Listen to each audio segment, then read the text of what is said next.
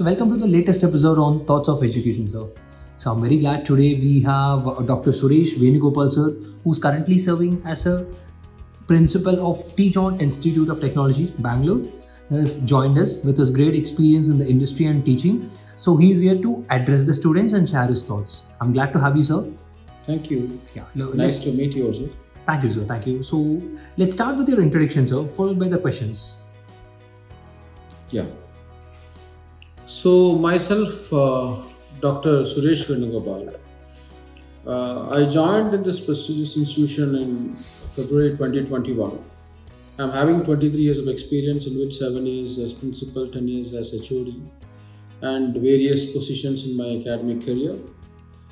And I did my PG, MTech in Applied Electronics. I did my UG in ECE and did my PhD in biomedical image processing from an university. So now heading the college Teach On Institute of Technology, we are having 1,000 plus students, and we are having different courses here, UG, PG courses are there. Yeah, that's all. Great, sir. Great. Sir, you have held key positions in education institutes throughout your professional career. Nice. Sir. So, what are the key factors that kept you connected with the education sector, sir? Yeah. Being basically, I am also a teacher. So, being a teacher, the primary duty is to see that your students are growing as a national builder, both personality wise and their industry readiness. Being a professional college teacher or a faculty member, our main aim is to take a PU student. So the entry to the engineering college is like a PU student, and they should exit from the engineering college as a professional. So conversion from a PU student to professional, that is the main work of a faculty member, and I am really crazy about doing that conversion. Being a teacher, being an HOD, when I was working as vice principal, now working as principal also, same thing. So I am passionate to that one, and I feel that is a toughest job even right now in the world, but being the noble from the time it started till now. Great, sir. Great. So, being the principal of this college, what is your philosophy of leadership, sir? How would you describe your leadership style? Rather than telling that as a leadership, in education institution, it's not a one-man show. It is a teamwork. Mm-hmm. So, rather than calling it as a leadership, I wish to call it as the ability to depute. So, deputation or delegation and follow-ups and monitoring, these are the 4 things we have to focus on being a good leader. And again, the dead-end product or the real stakeholders are our students and the parents. So, they have a lot of dreams in their mind. By chance or by choice, they may enter the campus. But if it is by chance, we have to make them aware about that, and they should also feel that it was by choice at the end of the 8th semester, and they should move out with a job, or they should move out at least with a mindset to, we call it as employability, where opportunities with the industries. Many of the students or many of even the faculty members think in a wrong way, like opportunities with us. Opportunities with industry, and the thing what we have in our hand is known as employability, the ability of a human being to get employed. So that ability we have to inculcate to the students, and when they reach the 3rd year at least, a teacher, a faculty member or a principal should make the students to feel that, yeah, my studentship is over, and this transformation to the professional from a student should happen in another 1 year. Because industry expects a professional. So if the college is not releasing a professional to the industry, what happens? A student will go there, industry expect professionals, this will become clash. Always the students expects excuses, forgiveness, packing, support, somebody to stand with them. They are seeing 3 type of people unless and until they see their boss. 1, parents and relatives, who will always pat, support, forgive, excuse. Second type of people they are meeting are friends. Again, patting, supporting, excusing, forgiving. Third type is teachers. Again, the same thing. Teachers will also pat, support, forgive, help. Then the fourth type of people they are going to meet in their life is known as employees. They will never pat, they will never support, they will never forgive, they will never excuse. So suddenly when they meet such people, the fourth type of people, it is very tough for them to manage them. So we have to make them aware that industry is not a cakewalk. It is really tough in industry. So being a student, it is a real cakewalk. So suddenly when they step to that one, no, it would their steps will get slipped. So these are the things which I feel that being the question was about leadership. True. It's all about delegating the faculty members and following up the duties of the faculty members and ensuring that the students are getting the best out of our faculty members, as faculty members are being the building block or backbone of our institutions. Yeah. True, sir. True. That is one good point for the student. So when we talk about the education system in India and foreign countries are structured very differently, right? In your experience, what can an inbound student gain from studying here in your institute, sir? Okay. It's a very good question, and I was expecting if you have not asked that also, I'll come somehow I'll link to that one because that is the main question of the day. Like a student moving out of our college, T-John Institute of Technology, if the student is not industry ready, industry will not come to the campus to hire the students. If the industry is not coming and my students are not getting job, then I cannot call this college as a professional college. If I want to call, I should be able to give profession or job to my students. So as rightly mentioned, no, the education system what we are having in India, which we cannot compare with the foreign national, where they completely believe on skill assessments, where our traditional Indian education system believe on knowledge assessments. For example, the university can focus more on theory examination rather than practical examination.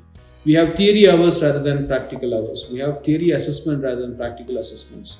And as the whole system, I am not blaming the system, but this is the traditional system which is having its own value. But currently the industry, when the industry come to the campus to recruit, they assess based on skill, where the students are more able to tell something about the fundamental knowledge.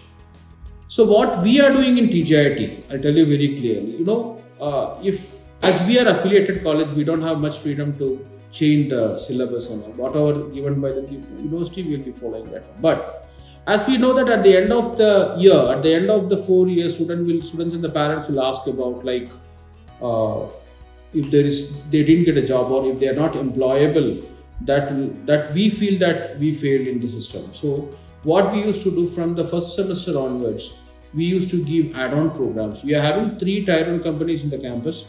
One is Microsoft, one is Google, and one is IBM, who are giving add-on program, 40 hours add-on program in every semester, and we conduct it in Saturdays, 5 hours practical, completed practical in programs. And the sessions are not covered by our teachers because we know, being academician, many of the faculty members, as they are not having much industrial exposure, a person from the industry should come and say that this is what is happening in the industry. So we used to keep, it's not like trainers, we used to keep the industry people to come down to the campus to train our students or to upskill our students regarding different emerging technologies like IoT, cybersecurity, cloud computing, blockchain, and AI, ML. All these things are different areas. So this is how we are coping up, even though there is a wide change or a vast change between the Indian system as well as foreign system. We cannot stay back and tell that this is the system. We have to make, so we are putting more effort to see that students are getting industry ready before they move out of the campus. Understood. And sir, when we speak about your leadership, I was able to understand more on the initiatives, the roles and responsibilities, what you are doing to the students. So when I want to understand more, what do you think about your responsibility to the institute? Okay, I'll tell you. The best return for the institute is the strong alumni. and an alumni will be happy only if they can lead a good life and they feel that that life is being supported by the activities happen in the campus.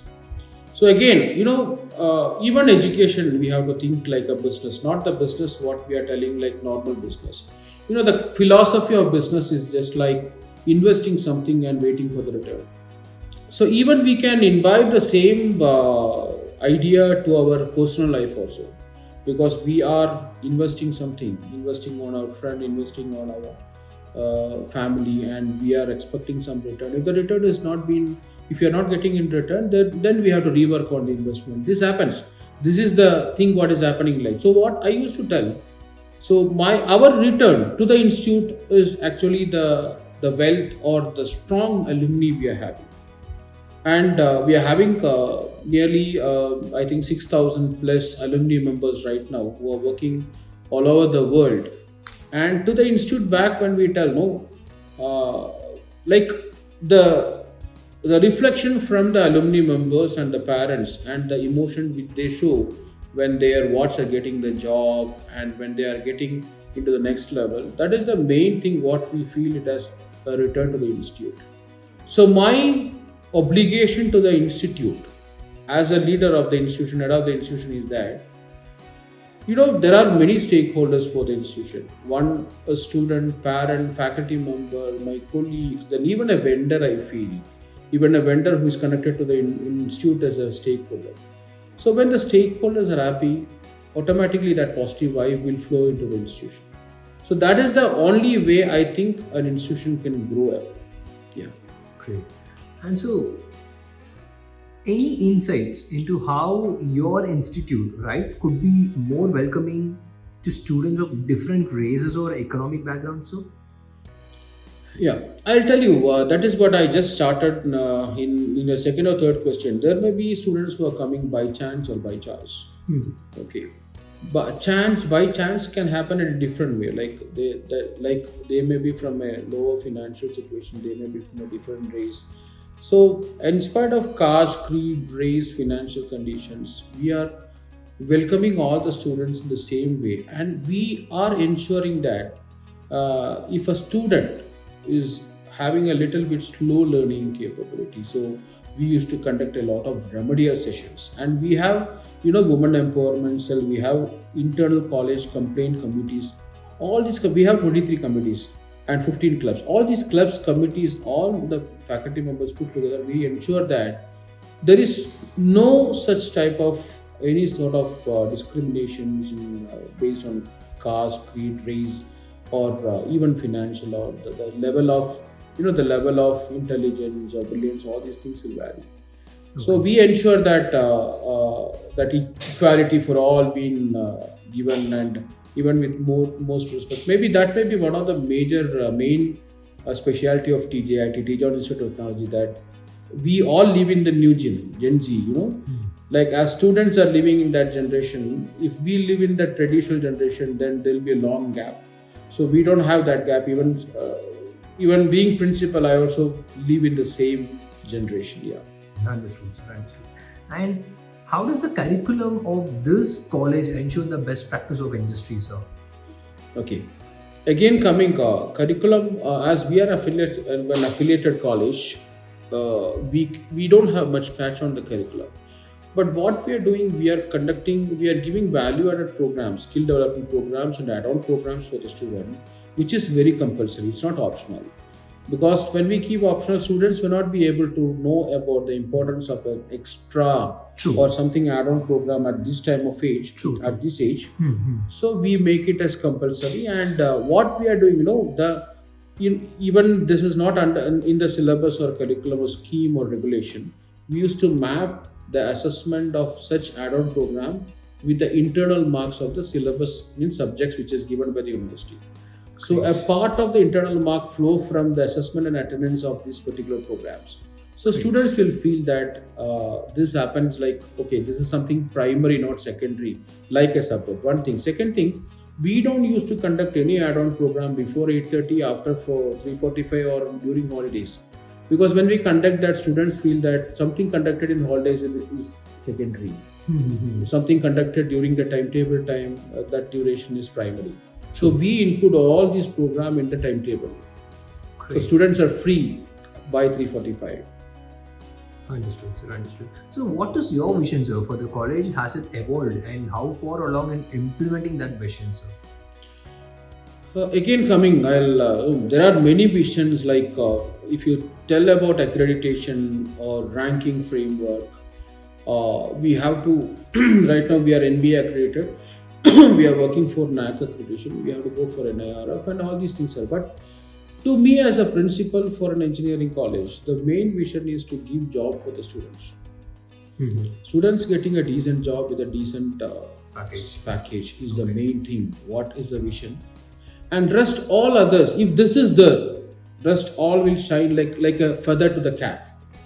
So we are more and more focusing on bringing the students to make them industry ready through internships and all our industrial or our project, final year projects.